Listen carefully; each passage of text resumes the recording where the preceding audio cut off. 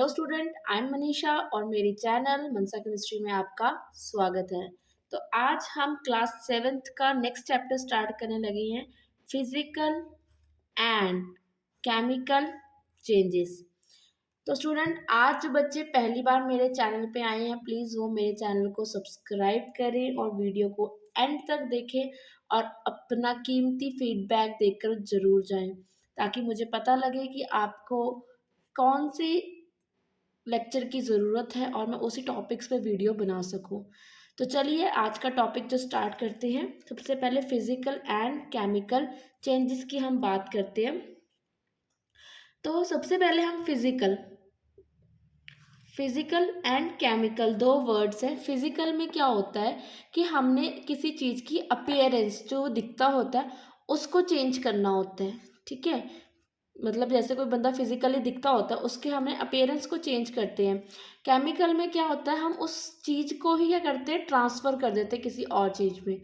वो चीज़ पहले चीज़ की तरह रहती नहीं। फिजिकल में क्या होता है कि रहती तो चीज़ वही है, बट हम उसकी शेप को, साइज़ को चेंज कर देते हैं, ठीक है। और केमिकल में क्या होता है कि हम उस चीज़ को बिल्कुल ही ट्रांसफॉर्म कर देते हैं। तो याद रखना बेटा, फिजिकल क्या है, फिजिकल चेंज कौन से होंगे,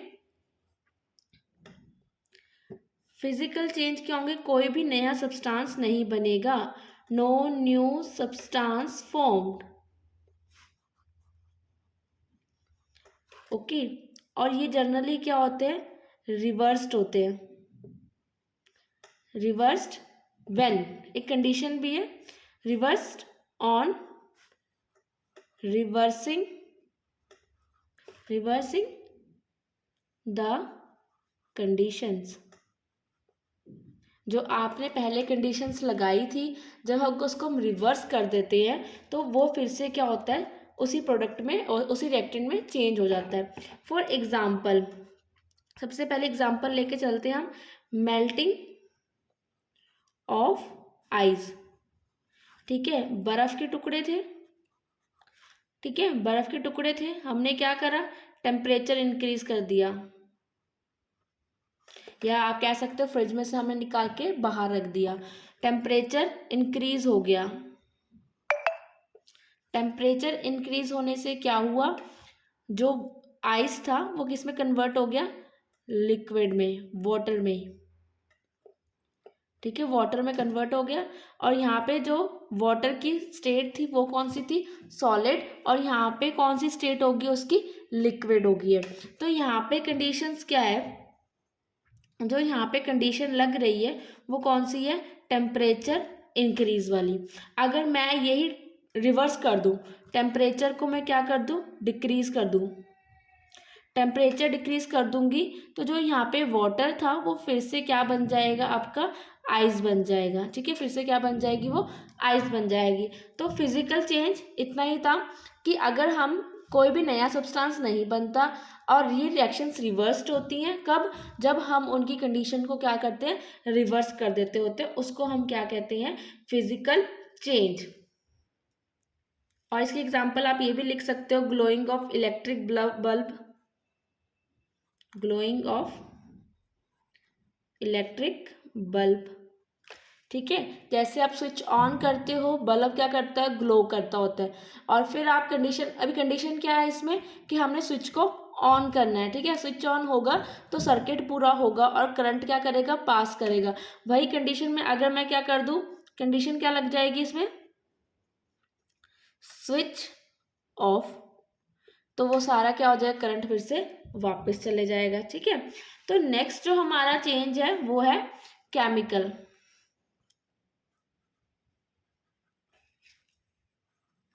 केमिकल चेंज, अब इसमें क्या होता है, अब ध्यान से समझना जरा इसको, थोड़ा सा मतलब ध्यान देना, ठीक है। फिजिकल तो इजी समझ आ गया होगा। केमिकल चेंज में क्या होता है, new substance form, new substance formed, और ये क्या होती हैं, रिवर्सिबल, इरिवर्सिबल होती हैं, इरिवर्सिबल, ठीक है। मतलब आप इसको रिवर्स्ड नहीं कर सकते, ये पहले जैसी नहीं होगी। थर्ड, परमानेंट होता चेंज, परमानेंट चेंज। ठीक है, जो चेंज एक बारी हो गया, वो दोबारा से नहीं बदल सकता। ठीक है, इसकी एग्जाम्पल अगर हम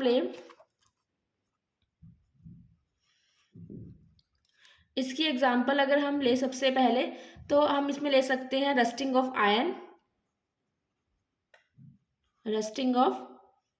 आयरन, ठीक है। उसके बाद कर्डलिंग ऑफ मिल्क। मैं ये एग्जाम्पल समझाने से पहले आपको ये वाली एग्जाम्पल समझाती हूँ, कर्डलिंग ऑफ मिल्क। ठीक है, सबसे पहले कर्डलिंग मिल्क लेंगे हम। मिल्क में क्या ऐड करेंगे हम, कुछ भी सोर इन टेस्ट, लेमन या कुछ भी व्हाटएवर। ठीक है, तो आपका क्या होता है, रात भर कुछ टाइम के बाद उसमें कर्ड फॉर्म हो जाता है। ठीक है, यहाँ भी क्या होगी, एक तो स्टेट भी चेंज होगी, बट जो हमने यहाँ पे कंडीशन लगाई थी सोर्ट, कुछ खट्टा ऐड करा था हमने मिल्क में दही जमाने के लिए। अब मैं अगर इस कर्ड में दोबारा से क्या करूँगी, कुछ खट्टा ऐड कर दूंगी, तो मेरे पास क्या होगा, मिल्क नहीं मिलेगा, मुझे दोबारा से मिल्क नहीं बनेगा। इसलिए मैंने बोला ये इरिवर्सिबल है और ये क्या है, परमानेंट चेंज है। दही बन गया एक बारी खट्टा डालने से तो बन गया, दोबारा से वो दूध नहीं बनेगा। ठीक है, अब मिल्क देखो, दूध क्या है, एक तो लिक्विड फॉर्म होता है, ठीक है, लिटिल बिट स्वीट टेस्ट का होता है। ठीक है, थोड़ा थोड़ा मीठा होता है, और थिक क्या होता है, थिक नहीं होता है, कम थिक होता है। ठीक है, दूसरी बात हम कर्ड की बात करें, एक तो सॉलिड फॉर्म में होता है, ऊपर से खट्टा होता है टेस्ट में। तीसरी बात क्या है, अब दूध को आप गर्म करके अलग ठंडा ही पी सकते हो, दही आपको ठंडा ही अच्छा लगता है, गर्म दही तो आपको अच्छा लगता नहीं है।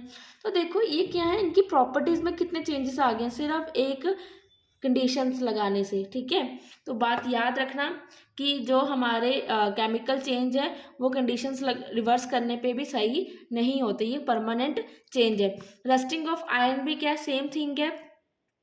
आयरन को क्या है, ऑक्सीजन, बाहर क्या है ऑक्सीजन और मॉइस्ट एयर होती है, उस करके क्या होता है, लोहे पे ब्राउन कलर की एक परत जमनी स्टार्ट हो जाती है। ठीक है, आयरन के ऊपर क्या होता है, भूरा भूरा कलर का एक मेटल डिपॉजिट होने लग जाता है, या तो उसको हम कहते हैं रस्टिंग ऑफ आयरन। ठीक है, कि आयरन के ऊपर ब्राउन कलर की एक लेयर बन जाना। ठीक है, उसको हम कहते हैं रस्टिंग ऑफ आयरन।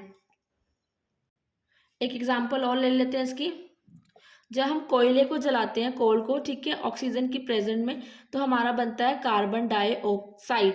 अब देखो ये कोल से हमें क्या मिलेगा, कार्बन, और एटमॉस्फेयर से हमें क्या मिली, ऑक्सीजन। हमने बर्न किया कोयले को, इसको कोल को हमने क्या करा, बर्न करा, बर्न करने पे क्या हुआ, फ्लेम ऊपर को गया और वो ऑक्सीजन के साथ रिएक्ट करा, एंड क्या बना, कार्बन डाइऑक्साइड। अब कार्बन डाइऑक्साइड इन दोनों से क्या है, बिल्कुल ही डिफर है। ठीक है, तो आप अब ये नहीं कर सकते कि आप कार्बन डाइऑक्साइड को फिर से कार्बन और ऑक्सीजन में चेंज कर दो। ठीक है, तो इसको हम बोलते हैं केमिकल चेंजेस। तो एक क्वेश्चन पेपर में पूछा जाता है जो मोस्टली आता ही है, वो क्वेश्चन है आपका difference between physical and chemical change. तो बताइए सबसे पहले चेंज कौन सा आपको पता लगा, कि ये क्या होता है, फिजिकल चेंज क्या होता है, टेम्परेरी होता है, और जो केमिकल वाला है, यहाँ पे मैं फिजिकल लिख रही हूँ, यहाँ पे मैं केमिकल वाले लिख रही हूँ, ये परमानेंट होता है। ठीक है, अगर टेम्परेरी है तो ये क्या है, रिवर्सिबल है। अगर ये क्या है, सॉरी, ये टेम्परेरी है तो रिवर्सिबल है, और ये टेम्परेरी नहीं है तो ये क्या, इरिवर्सिबल है। तो थर्ड, फर्स्ट हो गया, सेकंड हो गया, और थर्ड आप लिख सकते हो, नो न्यू सब्सटेंस फॉर्म्ड। ठीक है, और यहाँ पे क्या लिखोगे, न्यू सब्सटेंस फॉर्म्ड, कि नया प्रोडक्ट ही बनेगा इसमें तो कुछ। फोर्थ बात वो कहता है कि जब भी हम फिजिकल की बात करते हैं ना, जैसे मैंने यहाँ पे सॉलिड की बात की थी पहले, सॉलिड लिक्विड में चेंज हो गया था, तो यहाँ पे बात बताना भूल गई हूँ, जो मास होगा सब्सटेंस का वो चेंज नहीं होता। ठीक है, सब्सटेंस का जो मास है वो चेंज नहीं होता। mass of the substance does not change. Okay, but अगर मैं यही बात करूं केमिकल चेंज की, तो यहाँ पे एक वर्ड आएगा मास ऑफ एनी इनडिविजिबल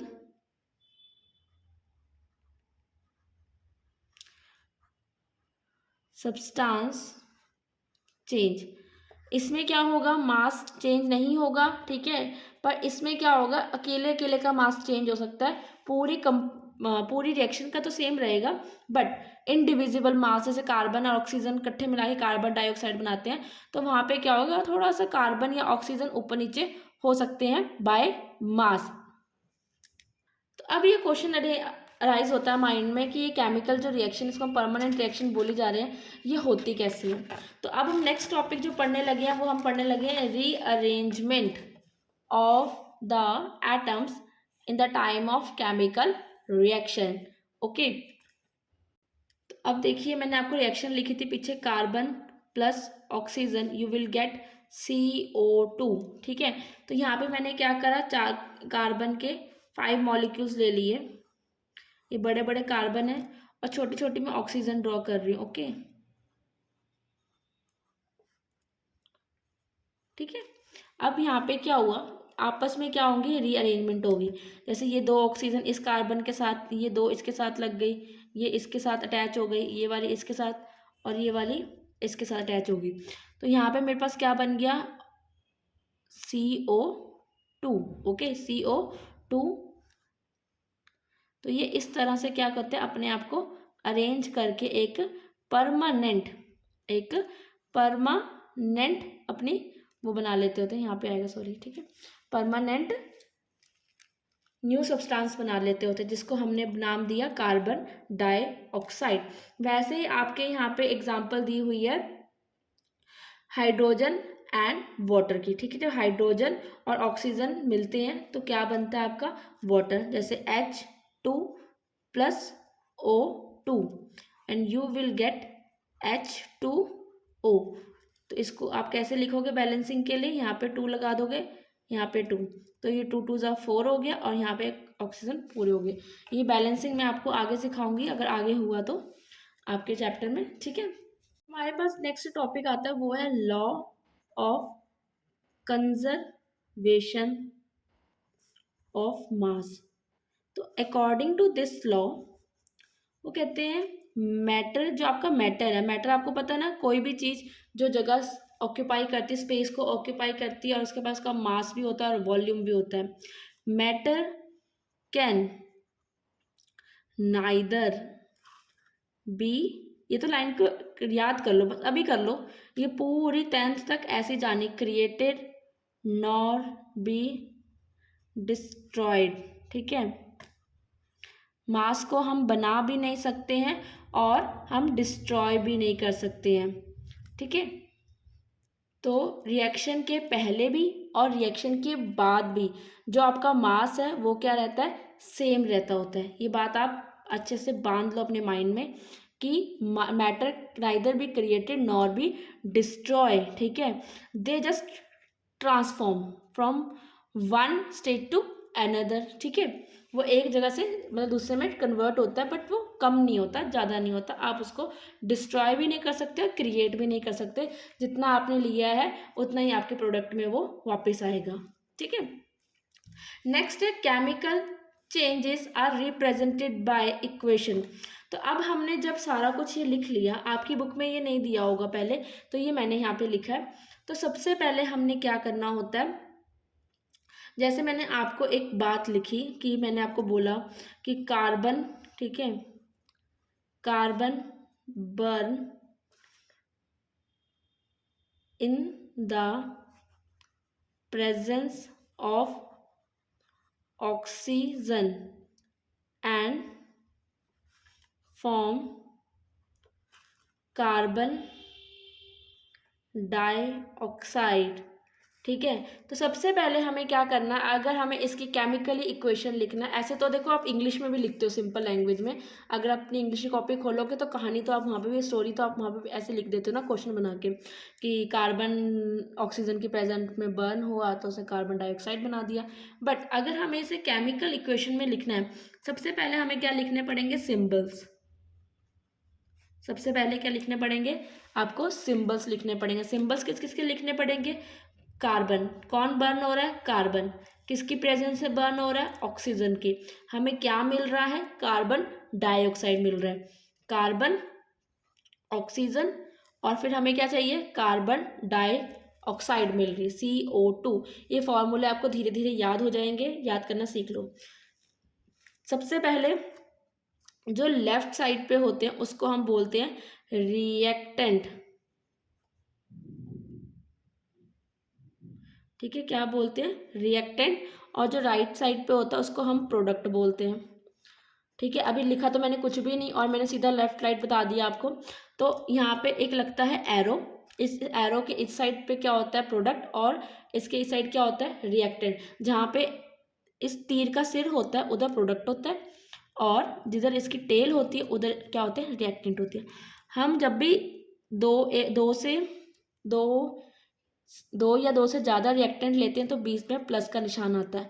अगर प्रोडक्ट भी यहाँ पे एक्स्ट्रा कुछ बन रहा होता तो यहाँ पे प्लस डाल के मैं वो लिख देती। ठीक है, तो ये इसको लिखने का तरीका है कि यहाँ पे मैंने क्या करा, पहले यहाँ पे रिएक्टेंट लिख दिए और यहाँ पे क्या है, प्रोडक्ट। ठीक है, हमेशा ऐसे ही होगा, कभी प्रोडक्ट इस साइड नहीं आएगा। ठीक है, अगर प्रोडक्ट इस साइड आएगा तो ये एरो का मूव भी इस साइड ही को आएगा। ठीक है, ये बात आप माइंड में रख लेना, भूलना मत।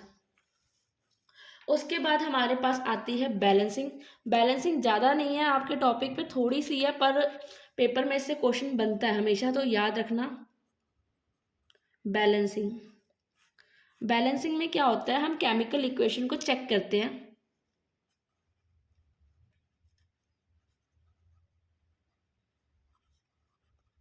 ठीक है, चेक करते हैं केमिकल इक्वेशन को कि दोनों साइड पे जो हम एटम्स लेके चल रहे हैं वो सेम है, इक्वल है और नहीं है।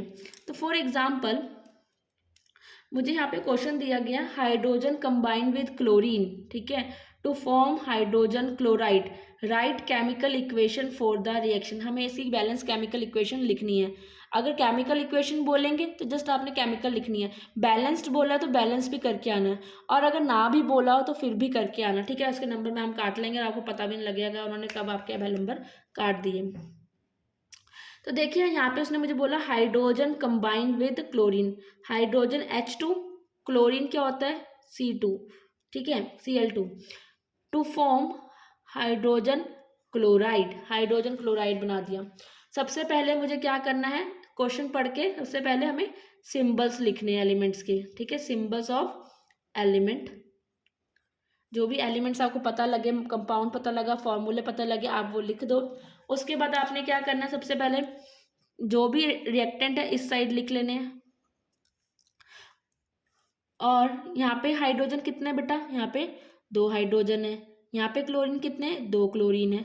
बट यहाँ पे हाइड्रोजन कितना हमारे पास, कुछ भी नहीं लिखा ना सिर्फ यहाँ पे, तो इसका मतलब 1 है। यहाँ पे भी क्लोरीन कितने हैं, 1 है। तो ये तो मेरे पास बैलेंस्ड नहीं हुआ, क्योंकि आपका ये लेफ्ट हैंड साइड होती है और ये प्रोडक्ट जो है वो राइट हैंड साइड होती है। तो यहाँ पे हाइड्रोजन और क्लोरीन 2 पड़े हैं, बट यहाँ पे हाइड्रोजन क्लोराइड कितने हैं, ओनली 1 है।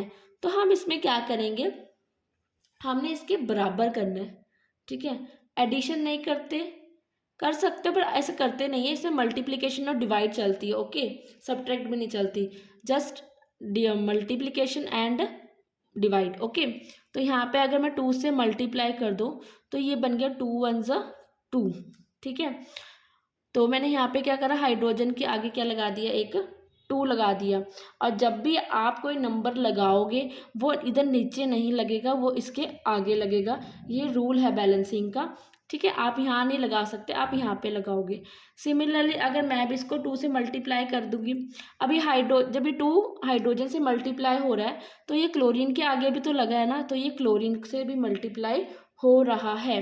तो यहाँ पे क्लोरीन भी कितना हो गया, 2 हो गया। ठीक है, तो यहाँ पे अब क्या हुआ, देखो दोनों जगह बैलेंस हो गई, हाइड्रोजन 2 हाइड्रोजन 2, यहाँ भी 2, यहाँ क्लोरीन 2, यहाँ भी क्लोरीन क्या 2 है, तो ये क्या होगी मेरे पास बैलेंस्ड। आपने बस नंबर ऑफ एटम काउंट कर लेने कि कितने हैं और कितने नहीं है। एक एग्जांपल और लेते हैं।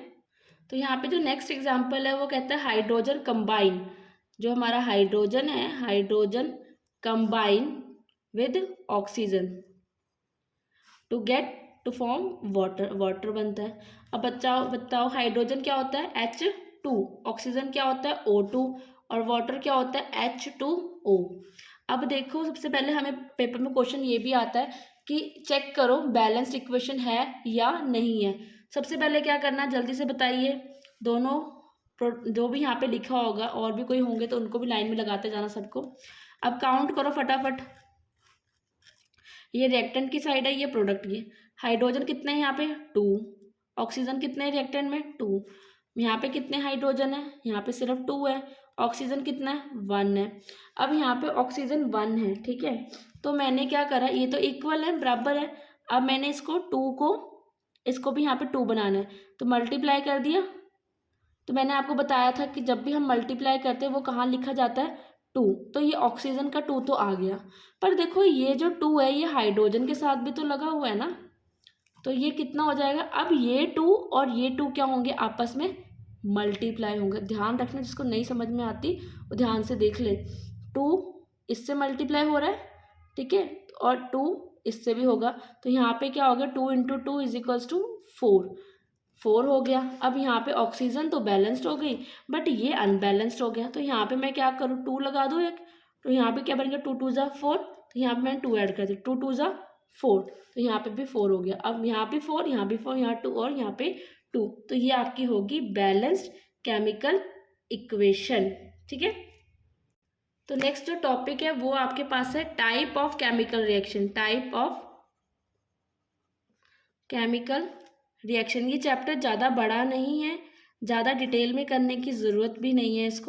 इसको एक बार जितना मैंने कराया उतना कर लेना, बट बैलेंसिंग के क्वेश्चंस आप ज़्यादा लगा लेना। बैलेंसिंग पूछी जाती है इसमें से। सबसे पहले आपके पास है कॉम्बिनेशन रिएक्शन, ठीक है। कॉम्बिनेशन रिएक्शन जिसका नाम ही कॉम्बिनेशन है, इसका मतलब इसमें क्या करेंगे हम कंबाइन करेंगे, कंबाइन, ठीक है। सेकंड है आपके पास डीकम्पोजिशन।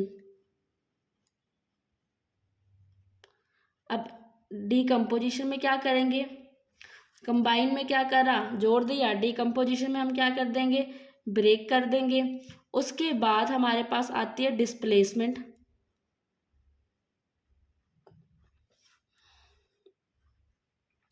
डिस्प्लेसमेंट में क्या करते हैं हम पोजीशन चेंज कर देते हैं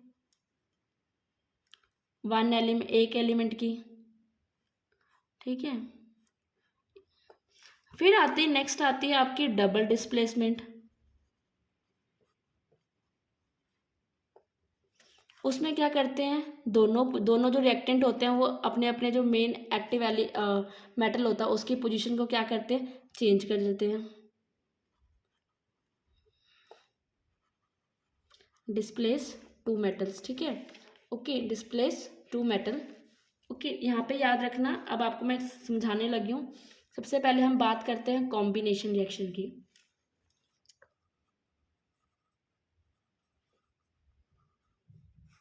तो कॉम्बिनेशन रिएक्शन में क्या होता है जनरली हम 2 या 2 से ज़्यादा 2 और मोर रिएक्टेंट, ठीक है, रिएक्टेंट ऐड 2 या 2 से ज़्यादा रिएक्टेंट को क्या करते हैं हम ऐड करते हैं, ठीक है, add up to form product. For example बार बार नहीं समझाऊंगी, कार्बन और ऑक्सीजन 2 ले लिए, 2 को मिक्स कर दिया, क्या बन गया आपका CO2 बन गया, कार्बन डाइऑक्साइड बन गया, ठीक है। वैसे ही अगर मैं बात करूं आपके नेक्स्ट मैग्नीशियम की, मैग्नीशियम को ऑक्सीजन के साथ बर्न करा, क्या बन गया आपका मैग्नीशियम ऑक्साइड बन गया, ठीक है। पर यहाँ पे ऑक्सीजन 2 है, यहाँ पे ऑक्सीजन 1 है, यहाँ पे मैग्नीशियम भी 1 है। तो इसको बैलेंस करने के लिए मैंने 2 लगाया, तो ये 2 ऑक्सीजन का हो गया, बट ये 2 मैग्नीशियम के साथ भी आ रहा है तो मैंने यहाँ भी 2 लगा दिया, ठीक है। नेक्स्ट अगर हम बात करें कॉम्बिनेशन रिएक्शन हाइड्रोजन की और क्लोरीन की, तो मैं इसको ऐसे लिख सकती हूँ HCl और 2 आगे आ जाएगा, क्योंकि ये मैंने बैलेंस करके ऑलरेडी दिखा चुकी है, इसलिए मैं यहाँ पे फटाफट कर रही हूँ। ठीक है, अगर मैं आयरन की और सल्फर की बात करूँ, आयरन और सल्फर के कॉम्बिनेशन में, तो मेरे पास क्या बनेगा, आयरन सल्फाइड बन जाएगा। ठीक है, FeS बन जाएगा जो हीट करने पे बनेगा। ओके, तो ये बातें थोड़ा सा दिमाग में रखना। यहाँ से नेक्स्ट एक इम्पॉर्टेंट एग्जांपल आती है, कार्बन डाइऑक्साइड है जो पानी में डिजॉल्व हो जाती है, ये बात याद रखना। Carbon dioxide dissolve in water, जब ये पानी में डिजॉल्व होती है तो ये बनाती है कार्बोनिक एसिड CHCO3। किसको बोलते हैं, कार्बोनिक एसिड। क्या बोलते हैं, कार्बोनिक एसिड बोलते हैं। ठीक है, तो ये कार्बोनिक एसिड आपकी सॉफ्ट ड्रिंक में प्रेजेंट होते हैं। ठीक है, जो आप सॉफ्ट ड्रिंक पीते हो ना, फिर से आवाज़ आती है, उसको क्या होता है, कार्बोनिक एसिड उसमें क्या होता है, मिक्स होता है। इसी का थोड़ा सा जो स्वीट एंड टेस्ट आता है वो इसी का आता होता है। तो नेक्स्ट अगर हम बात करें, अब सॉरी स्वीट एंड टेस्ट नहीं था, मैंने गलत बोल दिया, सोर टेस्ट था, स्वीट एंड सोर की जगह पे स्वीट निकल गया, क्योंकि एसिड आपको पता जनरली क्या होते हैं, सोर इन टेस्ट होते हैं। नेक्स्ट है डीकम्पोजिशन रिएक्शन। डीकम्पोजिशन रिएक्शन में हम क्या करते होते हैं, मैंने अभी आपको बताया, ब्रेकिंग करते हैं। क्या करते हैं,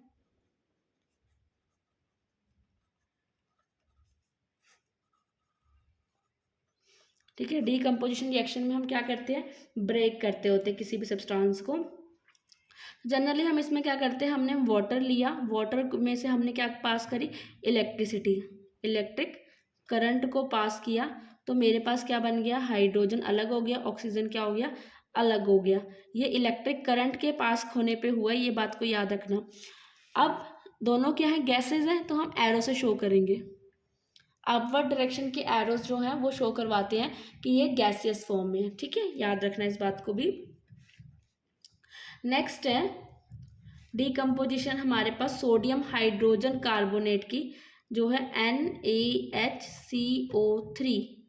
ठीक है, 2 मॉलिक्यूल ले लिए इसके, हमने ब्रेक करा, हीट कर दिया, तो यहाँ से एक तो मिल गया मुझे सोडियम कार्बोनेट, एक आपको मिल गया इसमें वाटर, और दूसरा क्या मिल गया, कार्बन डाइऑक्साइड। ये गैस है, ये भी क्या है, वेपर्स फॉर्म में, लिक्विड फॉर्म में नहीं है, ये कौन से भाप वाली फॉर्म में है। तो ये रिएक्शन आपको लर्न करनी पड़ेगी। ठीक है, लर्न कर लो तो ज़्यादा बेटर है आपके लिए, याद रहेगी, पेपर में आती रहेगी। और अगर आपको समझनी है तो मैं वैसे भी स्प्लिट करके आपको समझा देती हूँ। देखो यहाँ पे क्या था, 2 ही आपके पास सोडियम है, ठीक है, 2 ही आपके पास हाइड्रोजन है, 2 कार्बन है, और ऑक्सीजन तो कितने हैं आपके पास, 2 मल्टीप्लाई दिस, तो ये आपके 6 हाइड्रो, एक ऑक्सीजन है। सबसे पहले ये 2 Na, ठीक है, Na लग गए, यहाँ से इन्होंने क्या ले लिया, CO3, एक कार्बन चले गई और 3 ऑक्सीजन गई। ठीक है, तो 3 बच गई, यहाँ पे क्या लग गया, CO3। अब नेक्स्ट क्या, 2 वाटर H2, तो ये मैंने यहाँ पे H2 लिख दिया, एक ऑक्सीजन, 3 ऑक्सीजन है ना यहाँ से, तो एक ऑक्सीजन ले ली, तो यहाँ पे क्या लग गई, एक ऑक्सीजन लगा दी। उसके बाद नेक्स्ट यहाँ पे एक कार्बन बची है हमारे पास, एक कार्बन, और ये 2 ऑक्सीजन बची है, उसको हम यहाँ लगा देंगे। देखो समझ में आया, आगे कट गया होगा शायद में भी, तो इसको भाई देख लो ध्यान से, पता लग जाएगा। सोडियम, 2 सोडियम लग गए, 2 हाइड्रोजन यहाँ लग गए, ऑक्सीजन 6 थे, 3 ऑक्सीजन यहाँ लग गए, एक ऑक्सीजन यहाँ लग गया, 2 ऑक्सीजन हमारे यहाँ पे लग गए। तो नेक्स्ट देखते हैं हमारी जो रिएक्शन है अगली, वो है हमारे पास डिस्प्लेसमेंट रिएक्शन।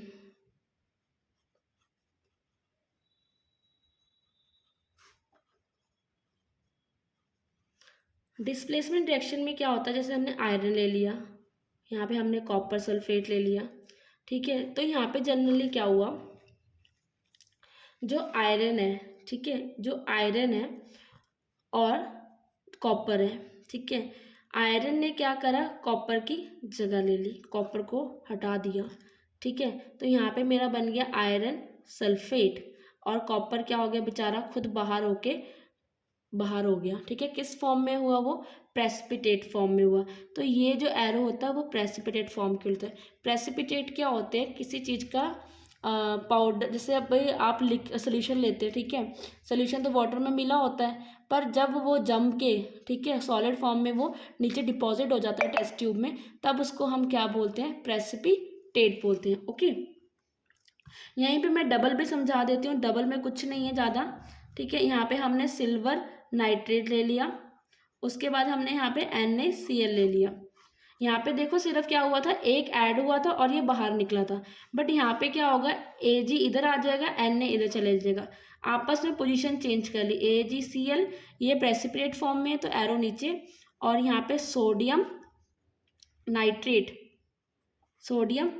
बना, ठीक है। सोडियम नाइट्रेट का सोल्यूशन बन गया, कलरलेस है जो। तो ये डबल डिस्प्लेसमेंट थी, हुआ कुछ नहीं, बस क्या है, आपस में उन्होंने अपनी पोजीशंस चेंज कर ली है, ठीक है। तो एक और एग्जांपल है इसकी यहाँ पे डबल डिस्प्लेसमेंट की, अगर किसी को समझनी, क्योंकि पेपर में ना आपको कोई भी एग्जांपल दे सकते हैं, ऐसे नहीं है कि सिल्वर नाइट्रेट ही देंगे या कोई और भी कोई बहुत सारी दे सकते हैं। तो जितनी आपकी बुक में है वो एक बार हाथ से जरूर सॉल्व करके जाना। जैसे बेरियम क्लोराइड, नेक्स्ट हमने ले लिया अपना सोडियम सल्फेट, तो हमें यहाँ पे क्या मिल गया, बेरियम चले जाएगा इधर और ये इधर, तो यहाँ मुझे क्या मिलेगा आपका बेरियम सल्फेट, किस फॉर्म में मिलेगा, प्रेसिपिटेट, और साथ में क्या मिलेगा 2 मॉलिक्यूल ऑफ NaCl। तो गाइस ये चैप्टर बहुत ही सिंपल था और इजी था, इसमें ज़्यादा कुछ नहीं था। आपको एग्जाम के लिए सिर्फ फिजिकल एंड केमिकल चेंज करना है, उसके बाद आपको बैलेंसिंग्स आनी चाहिए, अच्छे से टिप्स पे होनी चाहिए, एंड लास्ट में आपको क्या आनी चाहिए, ये जो मैंने रिएक्शंस करवाई हैं टाइप्स ऑफ रिएक्शन करवाई हैं 4, इनकी डेफिनेशन, एक एग्जाम्पल आपको रटी होए, बाकी आप इसके क्वेश्चंस लगा सकते हो। तो बच्चों, अगर आज की वीडियो आपको पसंद आई हो तो प्लीज़ प्लीज़ प्लीज़ मेरे चैनल को सब्सक्राइब करें, वीडियो को लाइक करें और कमेंट करना ना भूलें। Bye bye and have a nice day.